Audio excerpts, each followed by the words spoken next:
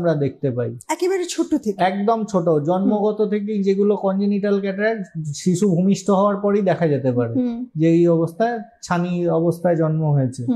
তো সেই congenital cataract এইটা কিন্তু খুব একটা ড্রেডেড কন্ডিশন, কারণ যদি খুব তাড়াতাড়ি চিকিৎসা না করা হয় তাহলে ওই চোখের যে মানে যদি ভবিষ্যতে পরে গিয়ে চিকিৎসা শুরুও করা হয়, মানে অপারেশন করা হলো দেরি বয়সে, তাহলে কিন্তু সেই চোখের দৃষ্টি ফিরে আসার সম্ভাবনা কমে যায়।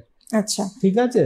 তো একটা সমস্যা যে বাচ্চার অন্য চোখে হয়তো নর্মাল আছে, একটা চোখ নর্মাল আছে, একটা চোখে ছানি আছে।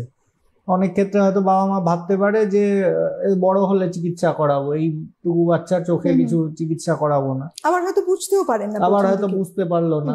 সেই ক্ষেত্রে কিন্তু যদি এইটা একটা সার্টেন এজের পর কিন্তু ওই চোখে ছানি অপারেশন করে লেন্স বসিয়ে দিলেও আর কিন্তু দৃষ্টি আসার সম্ভাবনা একদম ক্ষীণ হয়ে যায়।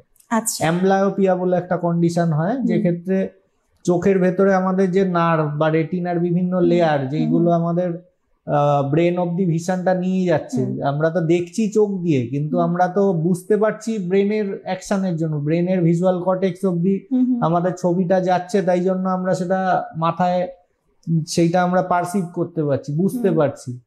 তো সেই পাথওয়েটাই তৈরি হয় না, সেই নার্ভের ডেভেলপমেন্ট ঠিক মতো হয় না, রেটিনার ডেভেলপমেন্ট ঠিক মতো হয় না, তাই জন্য এই চোখটা পুরোপুরি ভাবেই সারা জীবনের জন্য একটা অন্ধত্বের কাছাকাছি চলে যায়।